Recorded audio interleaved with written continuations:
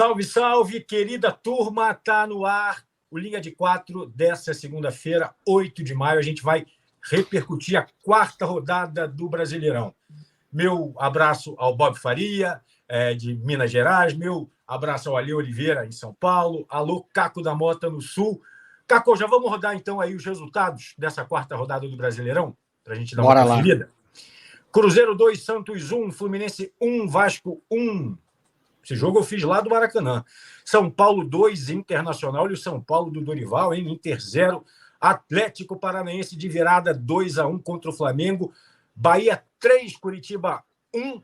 Eu tô cegueta. Botafogo 2, Atlético Mineiro 0. Vamos falar desse jogo. Vamos abrir falando desse jogo, hein? Goiás 0, Palmeiras 5. Olha o Palmeiras aí na caça do Botafogo. Grêmio 3, Red Bull Bragantino 3. E a gente tem, então, lembrando que tem Corinthians logo mais, 8 da noite. Logo mais a gente fala, mas eu não sei a hora que você vai ver o programa. Enfim, nessa segunda-feira, 8 da noite, Corinthians e Fortaleza, jogão para fechar a quarta rodada. Na tela, a classificação, Botafogo na ponta, o único com 100% de aproveitamento. Palmeiras, 10 pontos. Cruzeiro, 9 pontos. Aí segue Fortaleza, São Paulo, Fluminense, Grêmio, Internacional, Bahia, Atlético Paranaense. A gente vira a página com Vasco, Red Bull Bragantino, Cuiabá, Santos. Olha o Atlético Mineiro onde está. Olha o Flamengo onde está. Olha o Corinthians. Rapaz, na zona do rebaixamento, mas joga ainda pela quarta rodada. Fechando ali, então, o Z4, Goiás, Curitiba e o América Mineiro, que não é que não ganhou, só perdeu, né? Pessoal, então o meu destaque aqui do Rio é o Botafogo, líder do campeonato, único 100%. Destaque de Minas, Bob. Boa tarde, amigo. Boa tarde, meus amigos. Aqui é o Cruzeiro, né? Muita gente apostando que o Cruzeiro não faria 3 pontos nas primeiras 5 rodadas. Já são 9. Pepa deu uma cara no time. O time está competitivo pra caramba, com o apoio da torcida. E está lá no alto da tabela. No Sul aqui, o de melhor que temos é o Atlético Paranaense, que faz uma boa campanha. Mais uma vez, começa o ano bem, com alguma certa estabilidade da mudança do Filipão para o Turra, mas muito preocupado com a dupla Grenal. O Grêmio empata com o Bragantino, poderia ter perdido. O Inter começa jogando bem contra o São Paulo, mas perde. É uma mudança de patamar do futebol do Rio Grande do Sul, que está muito baixo há muito tempo. Estou muito preocupado com o futebol gaúcho, Alê. Aqui em São Paulo a gente pode dizer que Bragantino teve bom resultado fora de casa contra o Grêmio, empatando, depois está perdendo 3-2. A vitória do São Paulo é importante por questões de confiança do elenco e do trabalho do Dorival Júnior, mas acho que o grande resultado é a vitória do Palmeiras fora de casa, 5-0, um atropelo em cima do Goiás e na cola do Botafogo até agora, Sarai. Exatamente. A gente abre então falando do líder do campeonato, Botafogo 2, Atlético Mineiro 0. Havia, antes do jogo, um certo temor da torcida do Botafogo quando o Luiz Castro decide rodar elenco contra o Atlético Mineiro, né? E o Botafogo embalado, querendo ganhar, jogo em casa. Pois é, mas olha, Tiquinho Soares no banco, que é o artilheiro do campeonato, Tietê no banco, e a turma que entrou, destaco 3 aqui, ó. O Marlon Freitas foi bem, Gabriel Pires foi bem, Matheus Nascimento foi bem, que fez o segundo gol. O primeiro gol do Vitor Sá de calcanhar. Olha, uma atuação do Botafogo. Golaço. Muito boa. E o Botafogo acumula marcas impressionantes nesse começo. O Botafogo volta a ser líder do Campeonato Brasileiro 10 anos depois e é a melhor arrancada do Botafogo, o menor início do Botafogo em brasileiros nos últimos 40 anos. Então, assim, são marcas impressionantes e o trabalho do Luiz Castro, nesse momento, dando resultado. O Botafogo é um time que joga com muita intensidade, joga muito pelos lados, né? De um lado, ontem, o Júnior Santos pela direita, o Vitor Sá pela esquerda, o Lucas Fernandes circulando. E o Atlético Mineiro, Bob, que é, assim, notabilizado por ter um bom ataque, né? Com Hulk, Paulinho, principalmente, não conseguiu criar nada. O Vitor Cuesta e o Adrielson estão numa fase também espetacular, Bob. Agora, o Atlético não conseguiu jogar, Bob. E assim, e não é de hoje, Bob. O que está acontecendo? Diga lá. O Atlético fez a sua pior partida na temporada. Não conseguiu encaixar uma jogada, não conseguiu sair jogando. uma distância muito grande entre os meias e a saída. Para você ter uma ideia, quem estava armando o jogo era o Batalha, o único volante que o Atlético tem, totalmente descoordenado. As substituições, então, deram menos certo ainda, se bem que o Pavon entrou bem. Olha só, o Pavon e o Igor Gomes foram os 2 melhores jogadores do Atlético no jogo passado. E o Eduardo Cudê resolveu deixar eles no banco. E aí entra como uma outra formação. Aí o time desacertado novamente, o time sem iniciativa.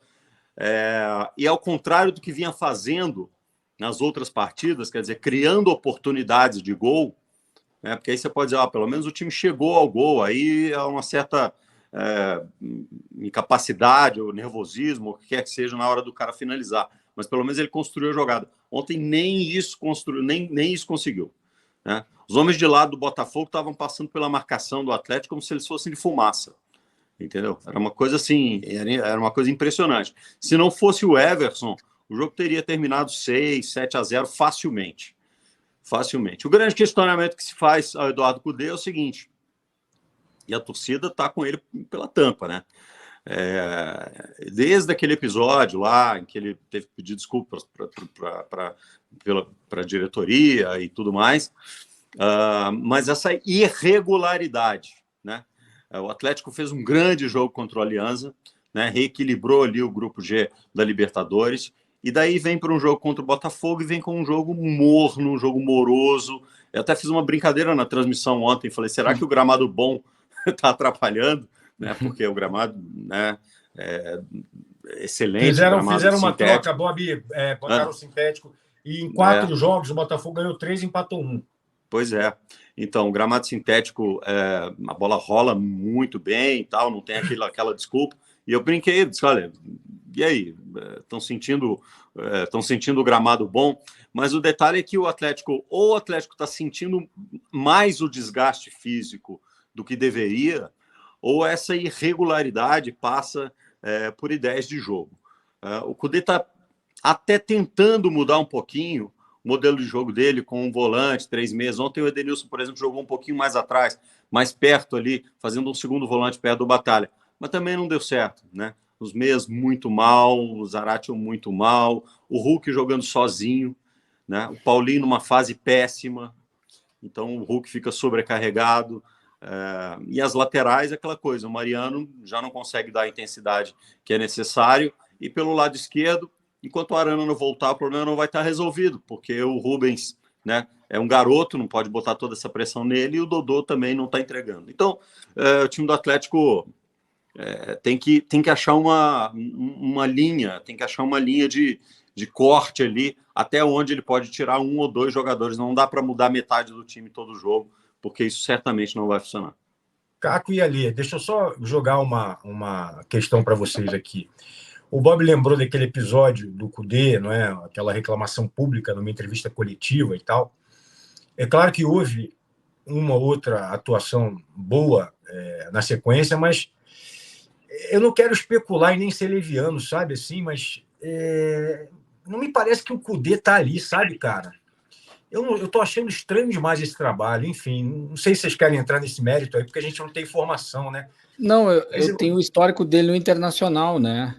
No Internacional ele ficou um pouco assim num certo período. Começou a reclamar que o grupo era curto, que o curto pro castelhano, pro argentino, que tem poucos jogadores. Uhum.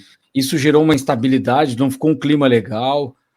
O Inter já estava se atrapalhando, mas ele fazia um bom trabalho, os resultados estavam dando certo, em termos de liderança até do Campeonato Brasileiro, mas o desempenho já começava a dar problemas, dar sinais de problemas, parece que não se ajusta muito nessa relação dele com direção, e isso reflete nos jogadores.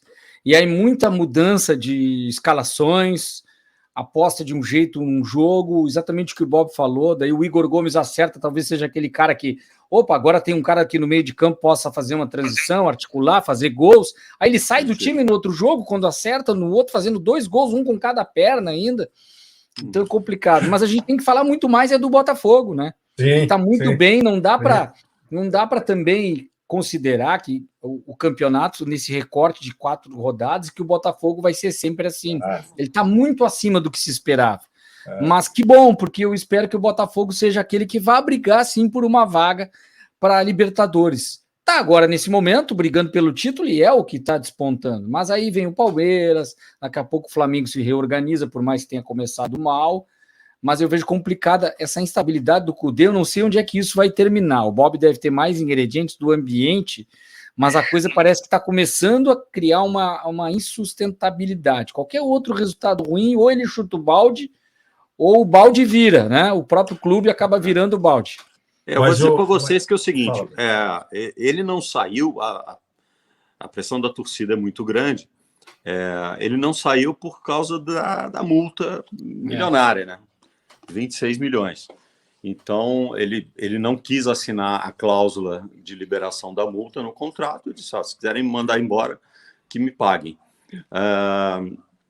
Eu acho até, conversando com fontes dentro do Atlético, jogadores e tal, que o clima dele com os jogadores é bom, entende? Os jogadores, eles gostam dele.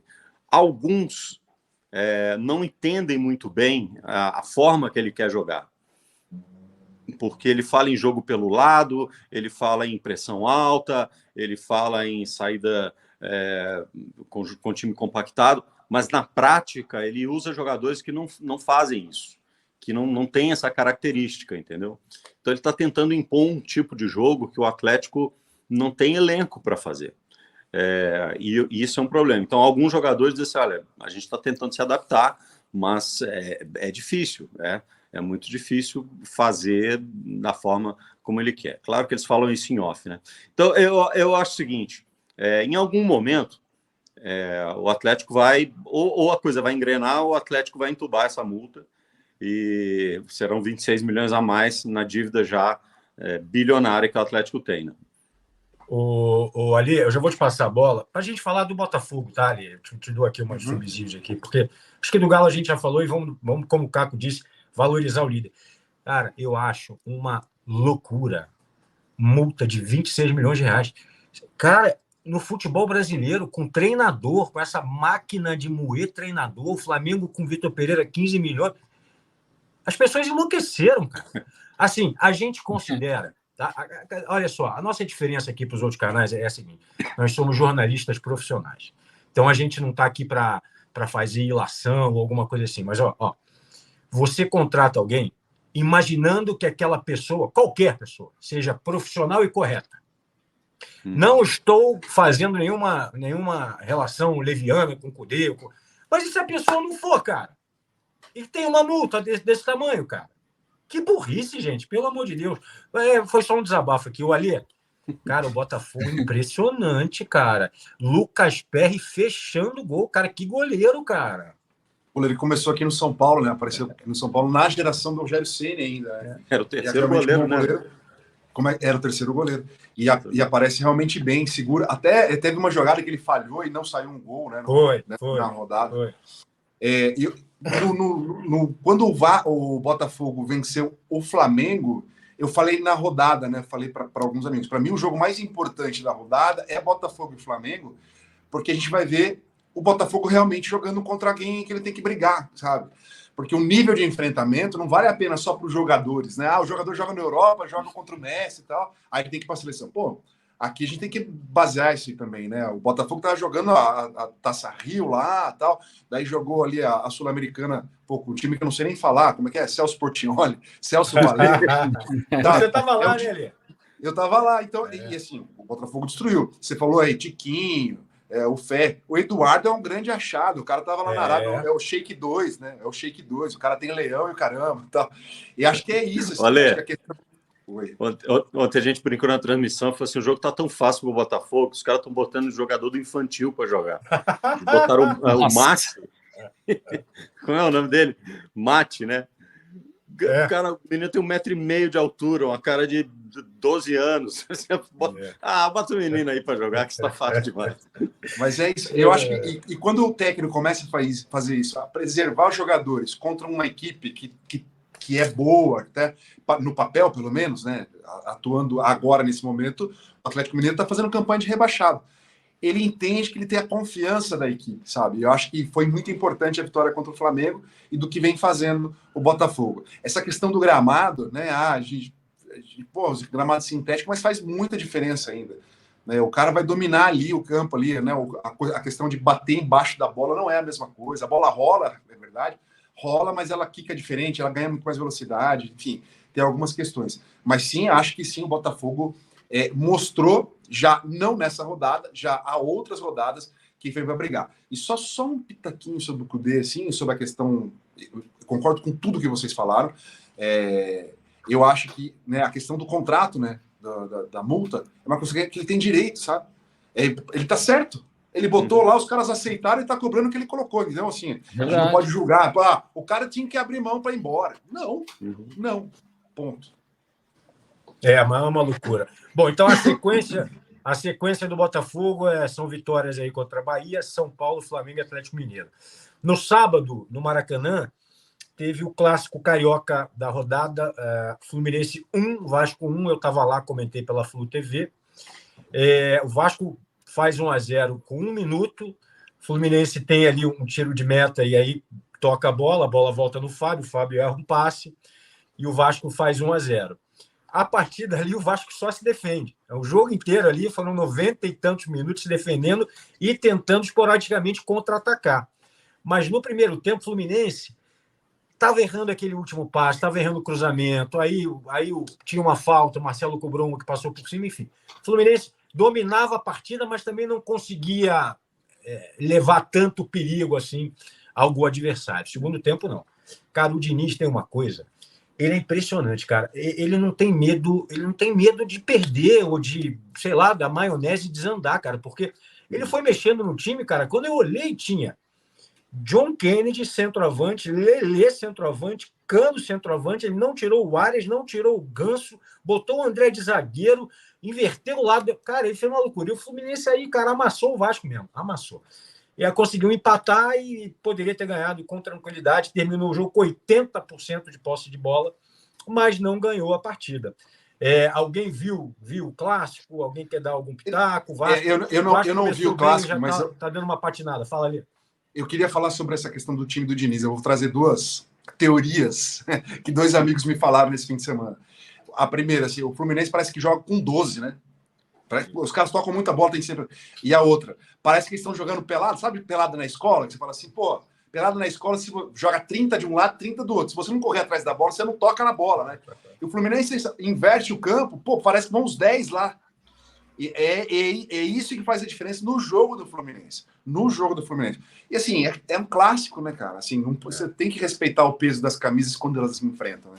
Eu acho que se fosse num jogo, sei lá, de campeonato carioca, com menos importância, enfim, outro tipo de confronto, o Fluminense iria fazer os gols, né?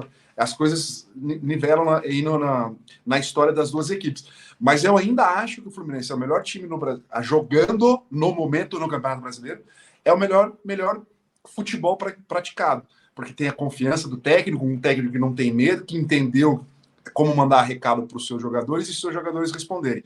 E eu vi muita gente criticando, né, a saída de bola. Olha lá, na saída de bola de toquinho perdeu. Cara, quantas vezes aconteceu no ano, né? Foi porque o Fábio errou. O Fábio errou individualmente, não foi uma questão, né, do Diniz, né? Porque a galera quer ama ou odeia, né? Então, assim, eu tô muito mais pro lado de quem ama do que para quem odeia. Não, e aí, na entrevista depois do jogo, só para dar elemento para vocês dois, o Diniz foi questionado disso, né? Dessa saída que o Fábio errou. Ele falou: tudo bem, quantas saídas eu consegui quebrar a linha e rapidamente fazer um gol no adversário? Então é isso, faz parte, vou continuar fazendo, ponto final. Fala aí, Bob Caco, tem uma livre aí. Não, é que eu acho assim, é claro que tem todos os méritos, a forma de jogar, a impetuosidade, a falta de medo, digamos assim, de se lançar o ataque, tudo isso é legal. Eu só não gosto muito quando o pessoal diz assim, tá inovando no futebol.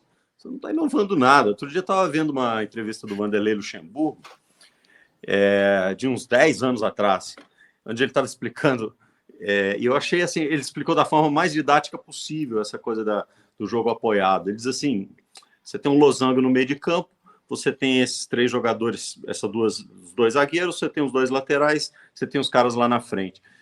você tem sempre um triângulo. Então, quem está com a bola, 2 se aproximam, atacam o espaço. Então, esse aqui está com a bola, 2 se aproximam, atacam o espaço. Ele tem 2 opções de passe. Como a marcação tem que ser sempre com um a mais, você vai ter sempre um espaço, né? Então, o que acontece? Alguém fica sobrando do outro lado. E assim você trabalha. Agora, para fazer isso, o que é necessário? E aí o Diniz já falou, precisa ter um entendimento da movimentação em campo, precisa estar bem treinado para fazer, e preparo físico, que é onde a maior parte dos times não consegue chegar, porque precisa ter preparo físico para fazer isso, porque o jogador tem que estar o tempo todo em movimento para manter esses triângulos sob controle. O grande time com esse modelo de jogo, que foi aquele Barcelona, do Guardiola, entendeu? Você olhava e não tinha ninguém parado esperando bola no pé, né? Então, há muitos times no Brasil que tentam fazer esse tipo de posicionamento em campo, mas os vértices dos triângulos estão parados, esperando a bola no pé. Aí não vai funcionar nunca, né? E isso não acontece com o Fluminense. Então, eu acho que assim, todo o mérito do mundo para o método de treinamento, para a ideia e tudo mais. Eu só não acho que é nenhuma revolução. Sim. O que eu vejo... Não, só um elemento, Caco. O que eu vi, te passo a bola. O que eu vi, por exemplo, uma questão defensiva do Fluminense, do lado esquerdo da defesa do Fluminense, com o Marcelo e o Felipe Melo, cara, no contra-ataque do Vasco ali com o Peck, os dois não conseguiam ter velocidade para acompanhar. Então, assim, o Fluminense também tem questões. Está contigo, Caco, se quiser comentar isso. Essa questão que o Bob fala da intensidade do preparo depende muito da idade avançada. Quando entra os mais jovens, parece que solta mais o Fluminense, né? Os jogadores, o Kennedy, enfim, quando jogam esses aí, ele se solta mais. Mas o que eu acho que não é revolucionário nem nada, concordo com o Bob, não há nada de revolução nisso, mas o que eu elogio é a coragem do Diniz, de ir para cima, de querer buscar o jogo, porque, por exemplo, colocar laterais, jogadores de meio de campo nas laterais, muitas vezes fizeram isso. Eu lembro o Abel Braga no Internacional, já colocou o Oscar de lateral direito em jogos para, nos últimos minutos, se atirar com tudo. A gente usa essa expressão, se atira com tudo. O Jorge Wagner, lembra aquele que era meia, jogou no Corinthians, virou ala esquerda, e no Cruzeiro também virou ala esquerda para poder fazer uma jogada de linha de fundo com qualidade, um cruzamento. Então, isso aí não é novidade, tirar zagueiro no final do jogo quando tem um a menos do outro lado. O que não é que estragou o jogo, mas o que enquadrou o Vasco no jogo foi o gol cedo. No momento que ele faz o gol cedo, ele, tô na frente do Fluminense, vou me fechar e tudo que vier é lucro, até o gol do empate. E o que fez a diferença para a virada de chave também, não só a postura, mas a qualidade do Cano no arremate mais uma vez, né? De primeira ele bate. Chicotada, né? E na sobra que o Lima faz o gol. Então, se não é aquela qualidade do Cano que vira e mexe, aparece, mesmo não fazendo gol, ele não domina e chuta, ele bate de primeira. Ele tem feito isso tem feito a diferença também para o time do Fluminense, é algo a ser exaltado. Agora, é muito cedo também para dizer, o Fluminense é o grande time, concordo, mas eu ainda estou sempre assim com o Palmeiras, está aqui num pacotinho que sim, que eu vejo ele vem chegando, ele tem sustentabilidade, ele vai ganhando pontos. Eu vi o Inter ganhando do Goiás. Nossa, que dificuldade, como joga bem o Goiás, como é bom esse Goiás. O Inter ganhou de 1-0, aí o Palmeiras vai lá e mete 5 no Goiás. Então... Já vamos falar, cara. Ô, Caco, não seja desobediente, respeita o roteiro, cara. Pô, a gente passa o roteiro antes e o Caco fica embolando aí o roteiro. Não, mas para manter todo mundo ligado. O pessoal do Inter e do Grêmio quer saber quando que a gente vai falar da dupla Grenal. Sim, eu já dou uns pitacos aqui e vai buscando audiência, entendeu? Sim. Olha aqui, isso só para lembrar que no meio de semana o Fluminense meteu 5 no River, né? Assim, tá... Bom, mas enfim, acho que é muito cedo para tudo também. Verdade. Atlético Paranaense, alguém quer acrescentar mais alguma coisa aí? Não. Então vamos lá, Atlético Paranaense 2, Flamengo 1, de virada, né? O Gabigol abriu o placar de pênalti, tem 8 gols em 15 jogos contra o Furacão, o Gabigol. Eu achei que o Santos falhou no primeiro gol do Atlético Paranaense, acho que ele tentou adivinhar onde ia o cruzamento, aí o Vitor Roque deu um toque, ele estava fora do gol. E aí no segundo gol ele acaba se machucando, né? E saindo de campo. Bom, eu acho que o problema do Flamengo não é o treinador, não, cara. Eu acho que o problema do Flamengo está nos jogadores mesmo. E eu só não consigo cravar se é uma questão de idade de alguns jogadores, se é uma questão de que tem que reformular elenco, que tem que contratar, mas assim, Flamengo hoje, nesse momento, é o 16º colocado, e se o Corinthians empatar com o Fortaleza, o Flamengo entra na zona de rebaixamento. Levanta a mão quem quer comentar aí. Vamos lá, Caco, que você está do Sul aí para falar do Furacão também.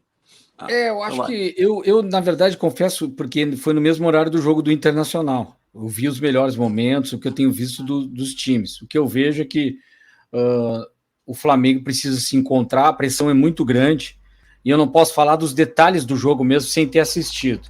Eu falo mais essa questão da tabela, essa pressão, acho muito perigoso isso para o Flamengo, no momento que está começando mais um trabalho. Acho importante o Gabigol pelo menos ter voltado a fazer gol, não importa se é de pênalti, enfim, confiança, mas do jogo em si não consigo falar muito, mais pelo momento também do Atlético Paranaense, que eu acho interessante se afirmar com o Turra aí, fazendo um novo trabalho, e que tem aí no Vitor Roque a qualidade. Para mim o gol foi sem querer, não foi um gol assim, não me pareceu que ele tocou naquela bola ali de uma forma proposital, mas ele tem velocidade, estava ali para isso, e acabou virando lá no final, conseguindo a vitória no final, justamente por estar dentro de casa com a sua pressão da torcida, dos lances que vi e das escalações. Não sei o que o Sampaoli pode fazer no time do Flamengo, o importante é não mexer demais nessa hora também, começar a mudar demais a escalação, no momento que o time precisa ter estabilidade de resultado e confiança dos jogadores da torcida, acho complicado. E parece que o Santos perdeu muito a confiança. Eu não sei se tem aquela coisa do Sampaoli querer o goleiro que saia jogando, ele está sentindo o peso. Me pareceu, nos últimos jogos, já sinto que o Santos está jogando pesado. Ele não está solto. Machucou, e ele está... Ele não chega a falhar, mas tu vê que ele não está sendo o Santos que era. Ele está inseguro com o Sampaoli no banco. Parece que o Sampaoli olha para ele, tu é o cara que eu não curto muito. E aí o cara sente, né? Com certeza o goleiro sente.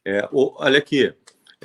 Primeiro negócio do Vitor Roque, eu diria da Maravilha, que é o seguinte: não existe gol sem querer, cara. O artilheiro está sempre querendo fazer gol. Verdade. Está sempre querendo fazer gol. Então, assim, agora, em relação ao Flamengo, pelo que a gente tem de informações, assim, parece que o entreveiro do Dorival com o Flamengo é que a diretoria do Flamengo queria o que eles chamam de limpar o vestiário, assim, depois de uma vitória, porque um time que ganha tudo fica meio, como diria o Leverkusen, de nariz em pé, né? E aí o Dorival disse: é o grupo que eu trabalho, é o grupo campeão, é um grupo que eu gosto e tal, não sei o que, não vou fazer isso. Aí mandaram o Dorival embora naquelas circunstâncias, né? Acharam que o VP podia fazer isso. E, obviamente, os resultados mostraram que não. E acho que o Sampaoli também não vai conseguir fazer, cara. Assim, primeiro porque o Sampaoli é um cara muito difícil de lidar. Acho que o Flamengo ele é um ambiente que precisa ser um pouco... O cara tem que ter um pouco mais de jogo de cintura, né? Saraiva fala sobre isso muito melhor do que eu, para suportar de onde vêm as interferências e tudo mais. Tem que ser um cara com um pouco mais de malemolência. O Sampaoli não é esse cara, sabe? Daqui a pouco ele vai começar a pedir jogador, daqui a pouco... E é outra coisa, os times deles são desequilibrados, né? Taticamente são desequilibrados. Aí a diferença entre ele e o Diniz. O Diniz é corajoso, manda o time para frente, faz não sei o que e tal, não sei o que, mas é um time equilibrado na transição, é um time na recomposição equilibrado. Os times do São Paulo são suicidas, né? Se lançam de total, ele não sabe montar defesa, né? Então, assim, outro dia, essa semana, eu estava conversando com o Cicinho no nosso programa aqui da Rádio 98 e brinquei com ele, falei assim: outro dia vi você no meme aí falando que o Flamengo não vai ganhar nada. Ele falou: e não vai ganhar nada. Não vai ganhar nada, porque o elenco que está no Flamengo hoje quer resolver por si só. Então, qualquer um que vai tentar moldar esse elenco aí não vai funcionar. E acho que o São Paulo não vai conseguir limpar vestiário também, não, né? Se os jogadores resolverem dizer assim: vamos fazer esse time andar, eles fazem. Não interessa quem está no banco. Fala ali. Não, eu acho que os jogadores têm bons poderes para exercer uma reviravolta. Mas eu vou fazer uma comparação. Você acha que o problema do Flamengo está sendo o mesmo problema que o Corinthians, né? É um time lento de transição, não tem que marque, né? Quem que é o primeiro volante do Flamengo? Hoje é o Pulgar. Então, é um marcador. Aí joga o Gerson, é um marcador. O Thiago Maia machucou. Né?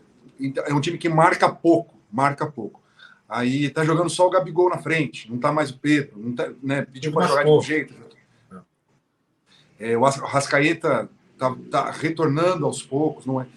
E o Corinthians fez a mesma coisa quando ficou mantendo um time que precisava crescer e foi buscar gente que fez sucesso há 10 anos. Foi buscar a galera de 2012, 2015, né? Para fazer sucesso no time. E os caras não jogaram mais, né? Não jogaram mais, com exceção Renato Augusto, e que tem um problema sério de lesões. Eu acho que vai acontecer isso que o Bob falou, assim, vai acontecer, porque eles não vão mudar de técnico agora, eles vão manter, na minha opinião, que eu acho, vão manter o Sampaoli até o final. Eles não vão trocar, eles vão manter até o final. Ele não é um time que vai cair, pode perder Libertadores, enfim. É um time que tem estofo para resistir, porque o time ganhou a Libertadores no ano passado, sabe? Não vai ser um problema. Mas que é uma limpa necessária, sabe? Acabou a fome desse time de querer vencer. Um time que venceu em 2019, conseguiu vencer ano passado bons resultados, a Libertadores, que é a grande preocupação das equipes, a Copa do Brasil. Ele conseguiu ainda vencer. Então, cara, é muito difícil. Eu vou pegar o exemplo do Abel, né? O Abel Ferreira do Palmeiras, que ele fala assim, ele tenta sempre deixar os jogadores incomodados para continuar buscando, querendo mais.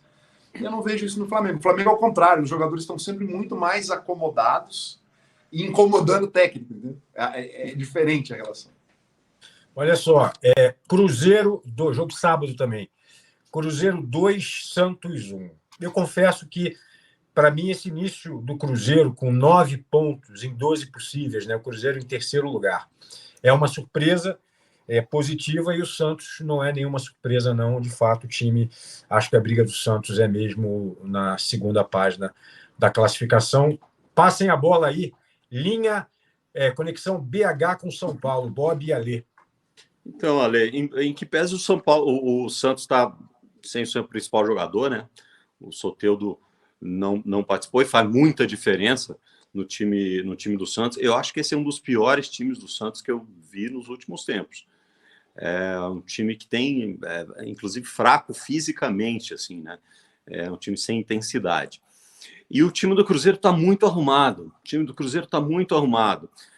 O Pepa, ele chegou aqui falando uma coisa que eu achei que foi a chave para ganhar a confiança ali do elenco, e os caras fazendo. Eu conversando com o Marlon, o lateral, e ele disse assim, olha, ele chegou e disse assim, eu tenho algumas coisas que eu posso ensinar para vocês, mas eu tenho muitas coisas que eu quero aprender com vocês. Entendeu? E aí, nessa, ele ganhou o time, cara. E os caras estão jogando com intensidade. O Bruno Rodrigues tá jogando pra caramba. O Rafael Cabral tá bem, a zaga tá muito bem, os laterais estão funcionando. Quer dizer, o time tá muito equilibrado, surpreendentemente. Claro, tem uma curva no campeonato, a gente sabe, uma curva de desempenho. Eu tenho dito para o torcedor do Cruzeiro, desfrute o que está acontecendo. Jogou bem, fica feliz. Aproveita. Dormiu na liderança do campeonato. Massa, legal demais, faça festa e tal. Ganhou mais uma, legal, bora, é isso aí. Mas tenha em mente que é um time com limitações técnicas e que, se ficar no meio da tabela no final do campeonato, não é nenhuma surpresa. Se ficar para cima, aí, ok, faça-se uma festa maior ainda.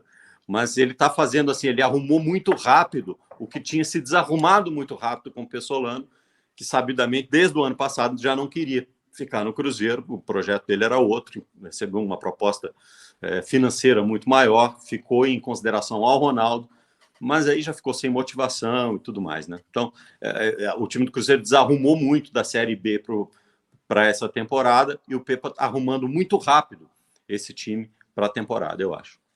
E o Santos, ali?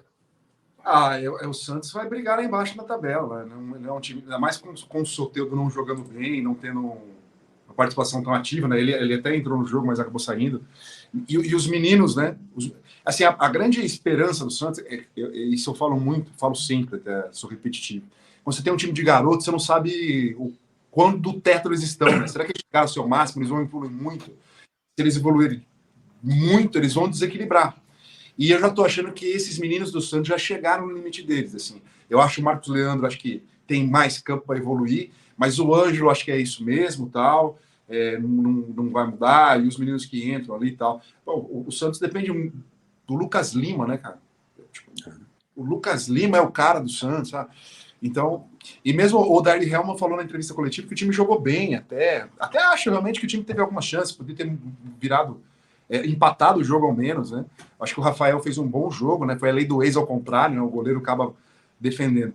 Mas eu acho tanto que o Cruzeiro não deve conseguir manter esse campeonato que está fazendo, como o Caco falou, porque o Bob falou, que falta um pouco de condição técnica, né?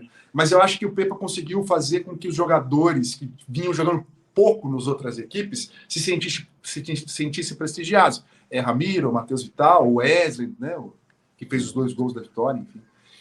Só que o Santos não tem para onde correr, é o que tem, sabe? Não tem uma...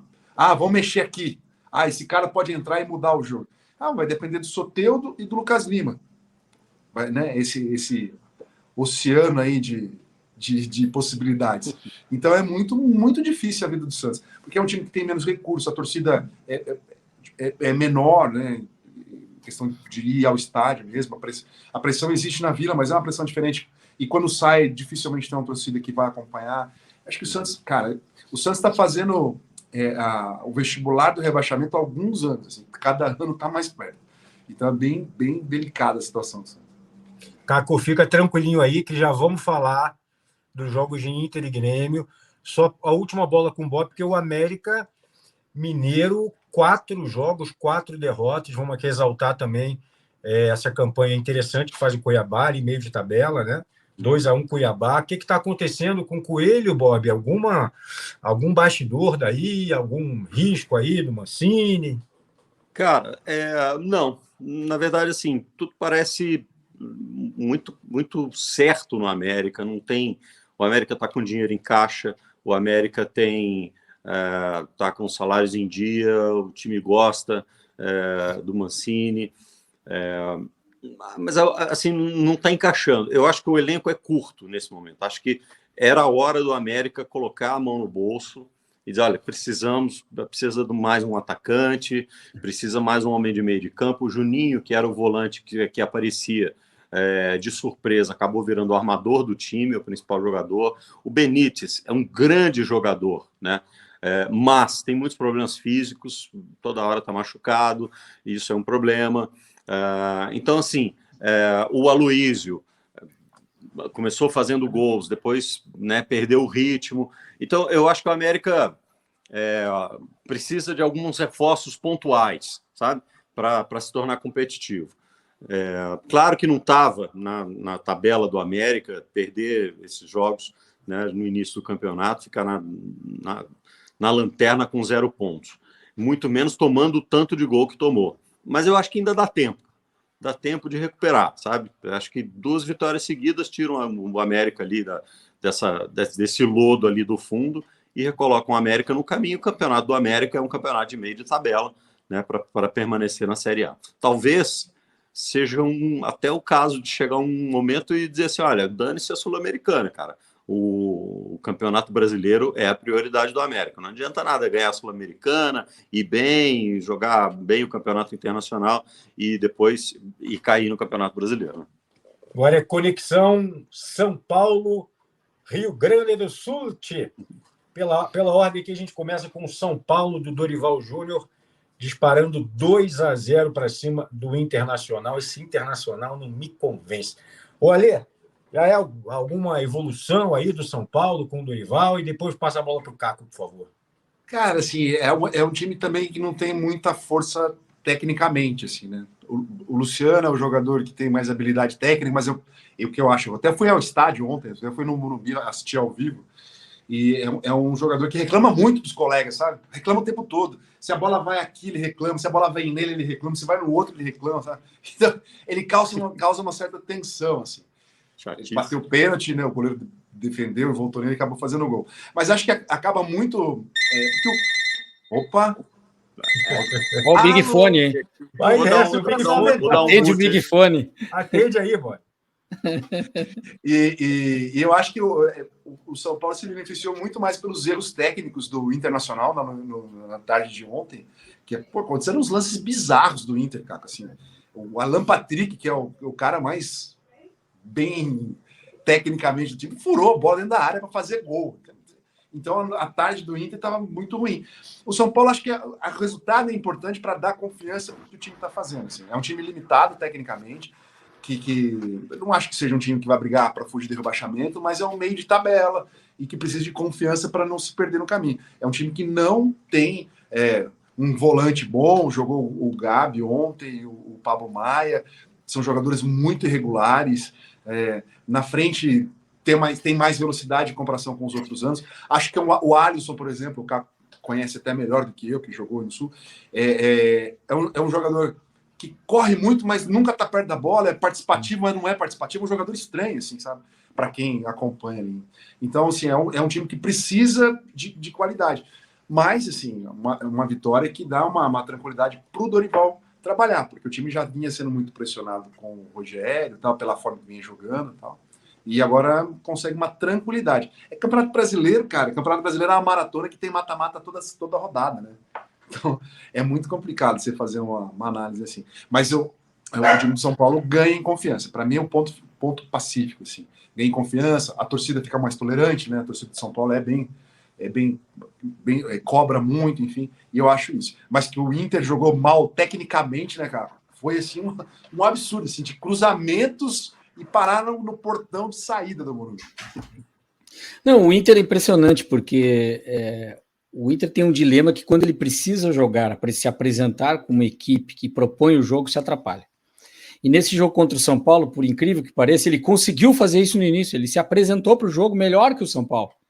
E quem olhasse o jogo, acho que quem estava no estádio ali deve ter sentido isso do torcedor do lado, do ambiente, porque o Inter dominava o jogo assim e se enxergava, nossa, o Inter está se impondo com uma equipe que vem tá mal na Libertadores, ali não está tão bem, mas num nível acima do São Paulo, pela campanha do ano passado, ele vai amassar o São Paulo, que ele está tomando conta do jogo, posse de bola, melhores oportunidades, enfim, mas aí aos poucos ele começa a se atrapalhar, aí tem um pênalti do Igor Gomes, o Luciano, e é bem a cara do Inter, assim, o Luciano cobra, o Keller, que se dizia que não pegava pênalti, pegou em decisão do Copa do Brasil, mas ele defende no primeiro momento, e no rebote o Luciano faz o gol. Parece um time desligado, e ele se justifica com os zagueiros, pois eu não vi a bola, aí começa o Inter, aí esses gatilhos fazem o Inter virar, assim, o Inter, ele se distrai muito fácil, é um time muito dispersivo na concentração do jogo. A parte mental do Inter é terrível, é muito ruim.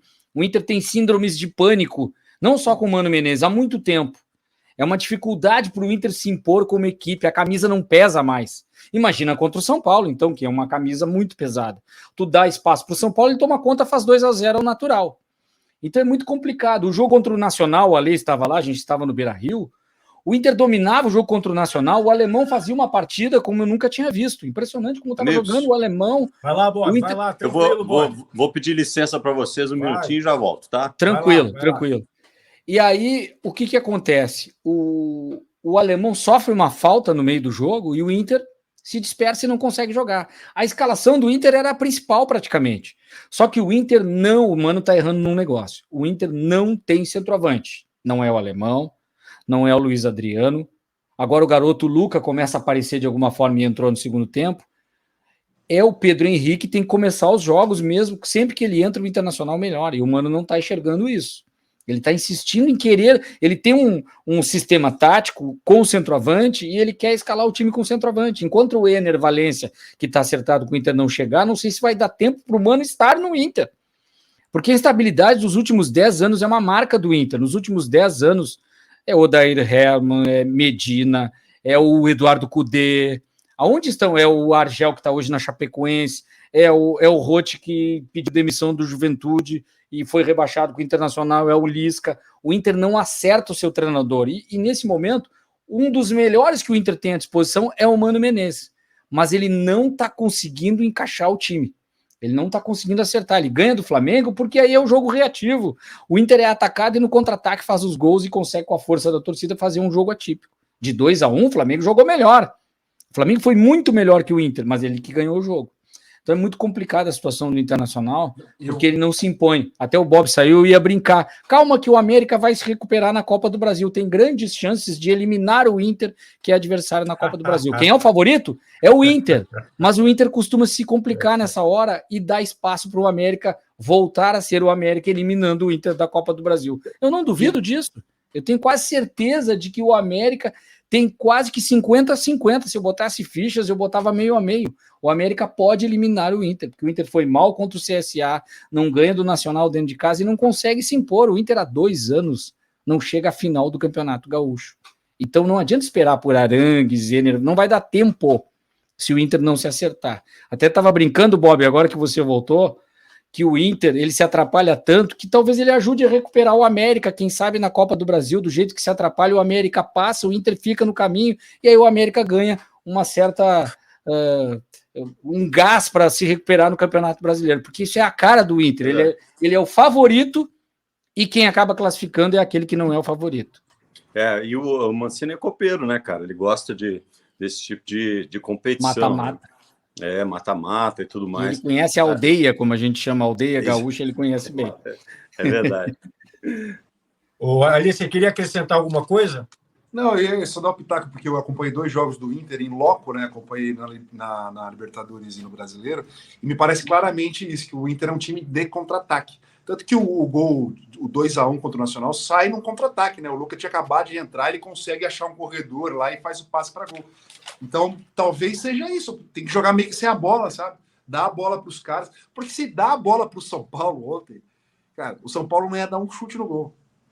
Entendeu? Não é um time que cria. Não é um time que cria. Ele não tem dificuldade para criar. Então, assim, eu acho que a estratégia tem que mudar no Inter. Porque, assim, se você pegar nome por nome, é um time legal, assim, né? É Vitão e Mercado, o zagueiro com harmonização facial, tem um amigo que fala isso.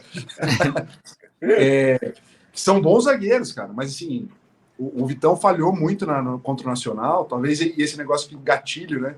Isso na vida do atleta é uma desgraça, Já fui atleta, sei bem, assim. Ih, fiz de novo, pronto, acabou. Ih, vai acontecer de novo. Pô, acabou. Então, a questão da confiança tem que ser renovada no Inter. E dá a bola para os caras. Se o time tem dificuldade, se pede quando propõe, pô, assume, né? Assume e vão jogar no contra-ataque, que aí a gente é bom. Olha só. E tem só mais um detalhe que a gente vai ver nos próximos dias. O Mano ainda não definiu, ele dá a entender que ele, em alguns jogos, coloca o John, e pode ser que ele seja o goleiro do Inter. Ele está fazendo um rodízio entre os 2 goleiros, o que eu não acho positivo. Se é para trocar, troca logo. Ficar um, depois o outro, gera desconfiança, os 2 ficam inseguros. Uhum. Vem cá, vamos seguir nessa tabelinha aí, Caco, Ali, para falar do jogo com o maior número de gols na rodada, né? Grêmio 3, Red Bull Bragantino 3. Começa com você, Caco. Eu vou começar pela informação pós-jogo, que é muito mais forte do que o jogo ali analisando. Eu posso dar uns pitacos em relação ao Grêmio do que o Grêmio tem sido o Grêmio. O Grêmio se iludiu no Campeonato Gaúcho, achando que ganhar do Inter era suficiente, ganhar a Recopa Gaúcha era suficiente, estar de novo na primeira divisão era suficiente. O Grêmio tem um time com o Soares, que é o grande jogador, mas não tem grupo. E o Bragantino tem organização. É isso que eu falo do patamar. O Bragantino está no seu tamanho, no seu patamar, ele sabe onde está e ele é estruturado dessa forma. Por isso que quando entra dentro de campo de forma organizada, em algum momento deu um chocolate no Grêmio no primeiro tempo. O Grêmio não viu a cor da bola. Foi por acaso que o Grêmio não tomou uma goleada na primeira etapa. Mas eu vou começar com a informação que termina o jogo. O Renato vai para uma coletiva e diz assim, se não contratar, o Grêmio não vai chegar a lugar algum. Deu uma coisa no Renato, do nada ele já falava isso, mas ele enlouqueceu dessa vez. Ele deu uma de Cudê, foi muito parecido com o que o Cudê falou, de grupo curto, se não tiver extrema, e ele está insistindo que parece que um extrema no time vai resolver todos os problemas do Grêmio.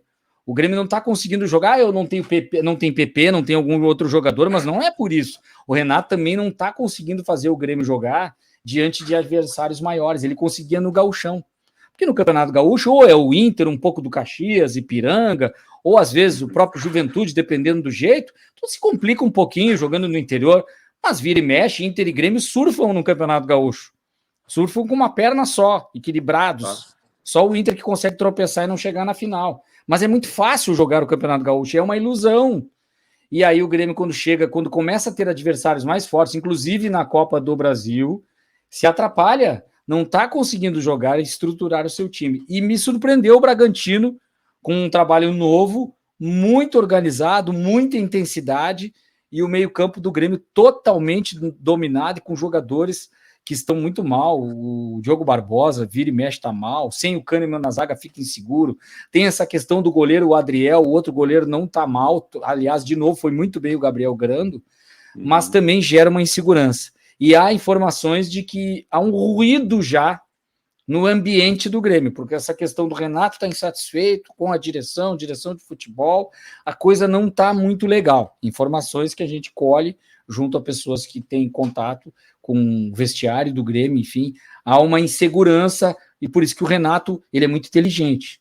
Ele fez isso para gerar alguma coisa. Ele falou muito forte na coletiva que ele não está achando legal, ele não está satisfeito com o que ele tem à mão. O Grêmio não tem dinheiro para contratar, eu não sei o que vai acontecer. Ele quer o Michael, ou um outro. Já se falou que o Cebolinha podia sair, mas não vai, porque o Flamengo cada vez usa mais ele. Até o Vargas, se falou essa semana, se especulou que o Vargas talvez o Atlético liberasse, mas é só especulação, não tem nada de informação a respeito disso. Então eu achei muito forte, não o jogo, mas o que o Renato falou é algo muito preocupante para o ambiente do Grêmio. Se fosse a torcida do Atlético, ia adorar no aeroporto. Mas eu não sei se ia ter no aeroporto para receber ele também. De jeito nenhum. Não sei se é esse aí que o torcedor quer, sabe? O Cebolinha, sim. O Cebolinha ia ter uma galera esperando por ele. Sabe que o Bragantino é o melhor lugar do Brasil para se trabalhar, né? Porque é um time né? Não, fora alimentação. Mas assim, é um time que te dá todas as condições de trabalho, porque tem uma estrutura fantástica e só está crescendo, entendeu? E você trabalha do jeito que você quer, porque você não recebe pressão, nem de imprensa, nem de torcida, porque está inserido em Bragança Paulista, assim, tipo, a imprensa de São Paulo só vai chegar lá se o Bragantino estiver brigando pelo título, senão nem vai. Você não vê matérias, né? Você não vê. Você fala assim, o Bragantino empatou com coisa, mostra os gols e acabou. Não vai ouvir, não vai falar, não vai lá, né?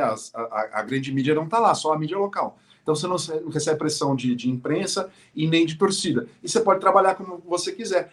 E a questão do Bragantino, o Caco falou brilhantemente no começo dele. Ele sabe o tamanho que tem. Sabe o que ele tem. É um time que é feito para criar jogadores e fazer negócio. Criar jogadores e fazer negócio. Vai lá, contrata o jogador, que tem talento, é jovem, mas não está jogando naquela equipe, vamos trazer para cá, vamos trabalhar. O jogador, aquele cara ali estava jogando bem, parou de jogar bem, vamos trazer aqui. O Eduardo Sacha fez um baita golaço. Né, contra o Grêmio. Fez um baita golaço. Enfim, tem essas questões do Bragantino que são boas. Então o Bragantino fez um jogo muito bom, poderia realmente ter vencido, conseguiu buscar o resultado, e que acho que isso foi importante, né, na chuva, já no finalzinho do jogo. Como é que é o nome do lateral que perdeu a bola, Caco? O lateral esquerdo do Grêmio? O Diogo Barbosa. Diogo Barbosa, jogou no Palmeiras. Ele perde. Eu vi muita gente. É erro do Renato continuar escalando. Eu improvisava até um zagueiro, mas o Diogo Barbosa na arena não tem mais como jogar. Quando dá no alto-falante a escalação, vaia direto. É ruim até pro jogador. Então você vai assistir o jogo lá em Bragança, vai sair a escalação, não vai ter um jogador vaiado. Caixinha, né, o Pedro Caixinha, que é o português do Bragantino, chegou no Campeonato Paulista com a saída do... Estou bem de memória hoje. O técnico do Vasco hoje é o Barbieri. O Barbieri, que é do Bragantino. Que é bom técnico também. Que é bom achado do Bragantino. Exatamente. Mas e trabalha à vontade. Trabalha à vontade. Isso faz diferença. Então, assim, cara, você trabalhar feliz, ganhar bem, estrutura, você pode fazer seus testes e tal. Enfim, tá todo mundo ali à vontade feliz. Essa é a vontade. Sem pressão do título, né? É claro que eles têm uma pressão, assim, como qualquer multinacional, e eles são uma multinacional, Tem a pressão dos investidores, tem a pressão do CEO, do não sei o que, por resultados, mas são resultados diferentes daqueles que um clube de massa quer, né? O clube de massa, ele quer o quê? Títulos e conquistas e tudo mais. Os resultados que o Bragantino busca são outros, né? É revelar jogadores, fazer negócio, conseguir dinheiro, realizar lucro e pagar dividendos, é isso. Fazer a propaganda. Mas falar em números, olha os números do jogo rapidinho aqui. Finalizações, 21 do Bragantino, 11 do Grêmio. 7 no gol, 7 finalizações no gol do Bragantino, 3 do Grêmio. Impressionante. 7 escanteios contra 4. E o Bragantino jogava na casa do Grêmio. Então, os números aqui, posse de bola também, 58-42. Quando o Grêmio tinha posse de bola, totalmente improdutiva. O que aconteceu no jogo é que o Grêmio achou os gols e revirou o jogo. Ele vira o jogo. Quando o Soares, numa jogada sensacional, porque ele tem muita qualidade, ele dá um chute e consegue o gol, o Galdino entra, faz um gol, e aí a torcida incendeia. Mas foi um suspiro do Grêmio ali, que deu uma cochilada ao Bragantino. Mas, de novo, o Bragantino se organiza, vem de novo até o final, e aí no finalzinho começa a chover, mesmo com o gramado. Até isso os jogadores tiveram a qualidade da cavadinha. As tabelas do Bragantino eram com cavadinha para não rolar no gramado molhado. Os caras muito bem preparados. Olha, foi uma aula de futebol. O Grêmio não perdeu por sorte. Teve mais sorte que juízo. O Bragantino deveria sair triste do jogo porque era para ter ganho do Grêmio. Eu vou pegar essa palavra do Caco, essa expressão aí. Baile de futebol, não foi isso que você falou? Baile na chuva. O Palmeiras fora de casa, 5-0 no Goiás. Foi baile de bola também. Quero ouvir o Alê e o Bob, que o Bob, como a gente já passou pelos times de Minas, está falando menos. Começa ali e passa para o Bob. Baile. Tem uma coisa que é um termo usado no basquete, que é o turnover, né? Que vocês sabem que é o turnover, né? O cara perder a bola. Perde a bola no campo de ataque e dá o contra-ataque para o adversário. Você não termina. O Palmeiras, se a gente pudesse fazer isso, é um time que tem poucos turnovers, né? Ele perde pouco a bola. É um time que consegue finalizar e terminar jogadas o tempo todo. Né, finaliza muito, eles têm uma média de 15 finalizações para sair um gol. Então é um time que se entende muito bem. É um time que tem muita vontade de vencer, que a gente vem repetindo. Jogou contra um Goiás que fez um gol contra, entregou uma bola para gol, sabe? Foi a mãe. Teve um jogador expulso no início do primeiro tempo, ainda no primeiro tempo. Então isso facilitou muito a vida do Palmeiras, que não quer nem saber, né? Vai lá e atropela. Cara, não tem muito o que falar. O time é o que a gente falou, né? O Corinthians foi lá e perdeu para o Goiás, o Inter foi lá e fez 1-0, foi lá o Palmeiras fez 5-0. Opa, voltamos para o campeonato, né? A gente começou ali meio assim e tal, mas estamos aqui de volta.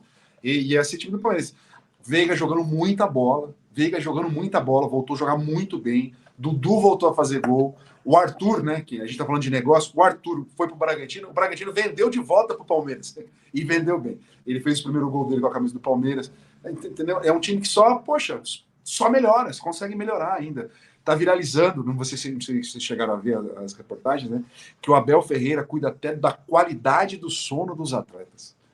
Tem lá uma marcação lá que ele sabe quanto o cara dormiu, quando um cara não dormiu, para saber o risco de lesão. Enfim, eu já falei essa questão aqui, até lembrando bem, né? Faleceu essa semana o Gustavo Malhoca, que era o médico do Palmeiras, né? Que criou todo o departamento físico e médico do Palmeiras, um cara gente finíssima, me ajudou muito, assim, quando eu fui operar meu joelho, o ombro, quando eu procurei um negócio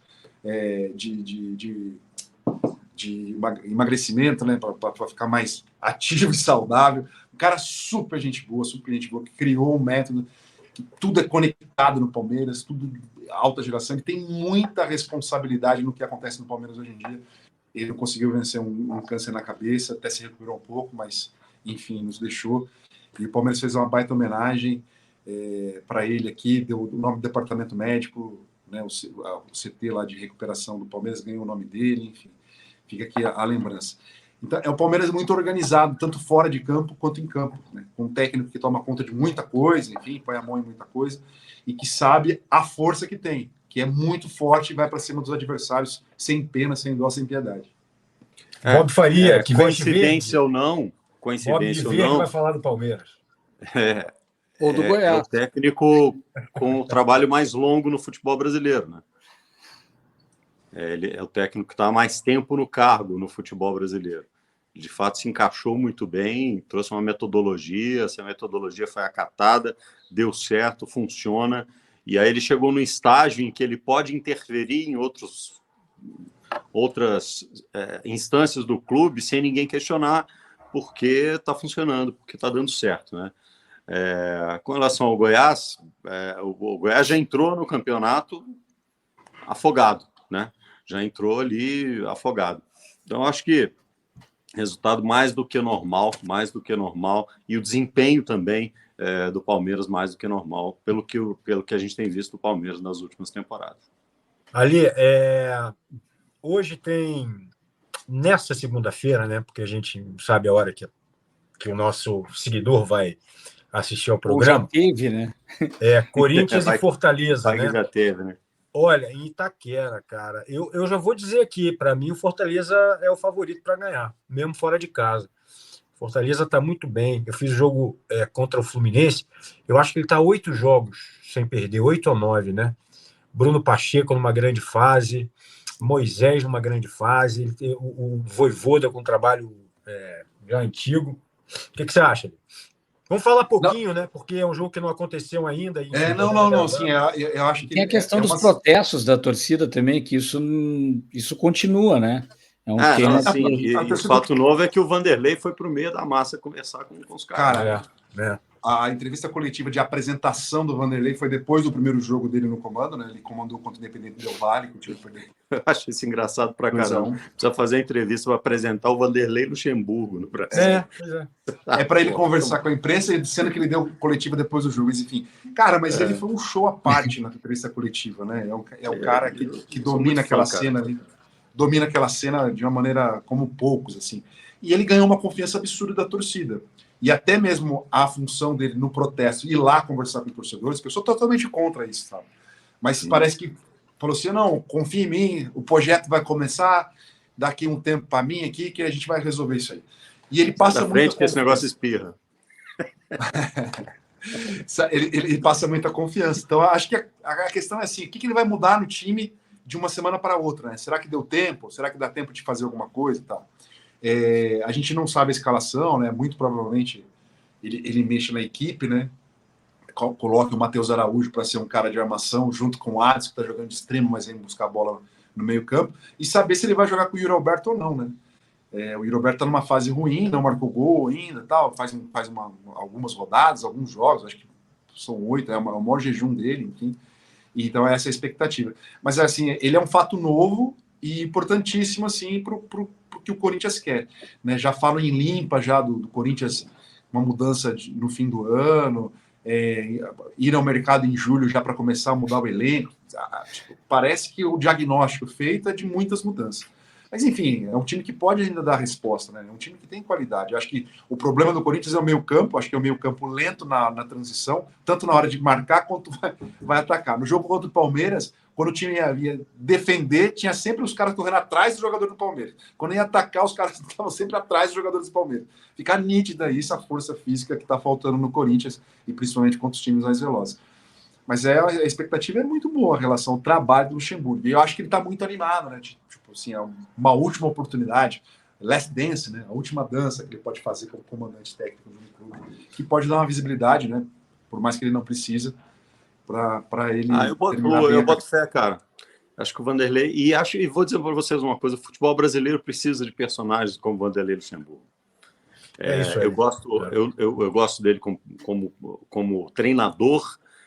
Acho ele um personagem importante para o futebol brasileiro, e acho que ele tem uma visão de futebol, especialmente do futebol brasileiro, que é muito peculiar, assim, sabe?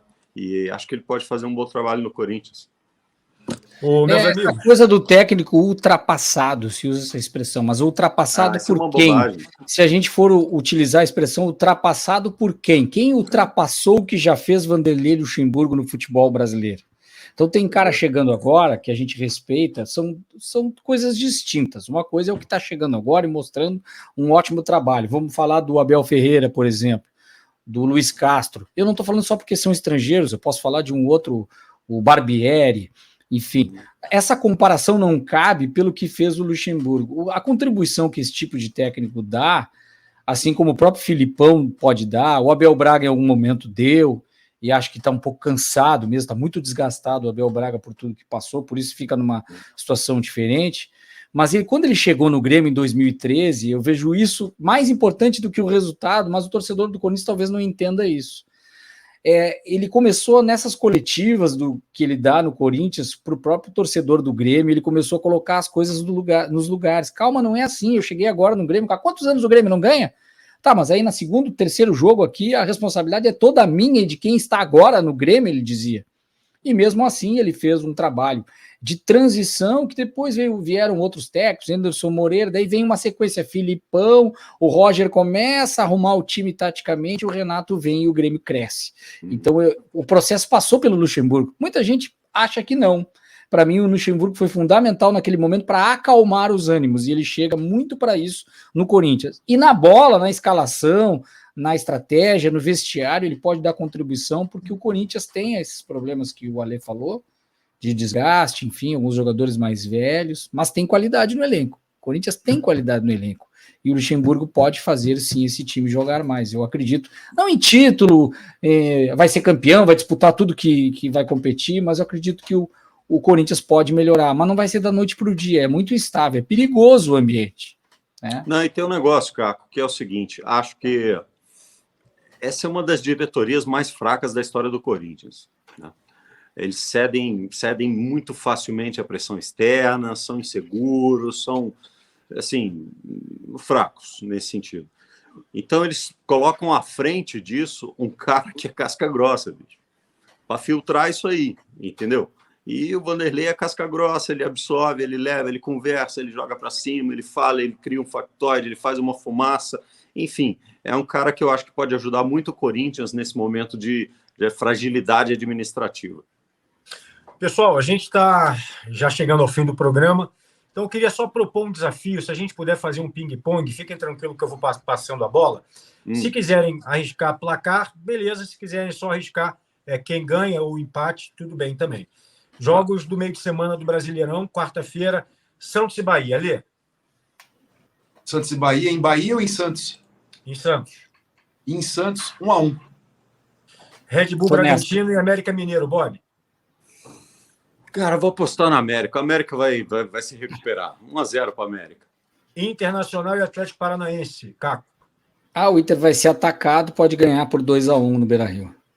Flamengo e Goiás, Caco? Flamengo e Goiás, Flamengo. Cuiabá e Atlético Mineiro, Bob? O Galo vai ganhar do Cuiabá, cara. O Cuiabá não tem um time para enfrentar o Atlético, não. Apesar das loucuras de Cudê. Palmeiras e Grêmio, Ali e Caco? Palmeiras 2-0. Palmeiras. Vai ser difícil o Grêmio segurar o Palmeiras. Cruzeiro e Flu, eu e Bob. Vai, Bob. Cara, acho que... Agora quero ver. Se o Cruzeiro arrumar um empate nesse jogo, tá muito bom, viu? Mas acho que o Fluminense vai levar essa. Eu vou palpitar aqui empate. Vamos lá. Botafogo e Corinthians. Ali. Quinta, aí já é quinta, tá? Botafogo é favorito, mas o Corinthians vai conseguir um empate heróico. A chegada de luxo. Curitiba e Vasco. Bob. Vasco. Fortaleza e São Paulo, Caco e Alê. Fortaleza. Fortaleza também. Galera, vou anotar aqui tudo e na próxima segunda eu cobro de vocês aí. Só bota o Cruzeiro aí, vai ganhar. A rodada do final de semana. Eu acho que pode ganhar, mas assim, o Fluminense é o time da moda, né? Acho que lá na tabela lá que o Pepa fez de projeções do campeonato, perder para o Fluminense não é um problema para o Cruzeiro. Pessoal, valeu, hein? Valeu. Até a segunda que vem. Boa semana de futebol aí, com quarta, quinta e final de semana. Valeu. Valeu, um abraço. Se inscrevam aí, hein? @linha4 no YouTube. Valeu.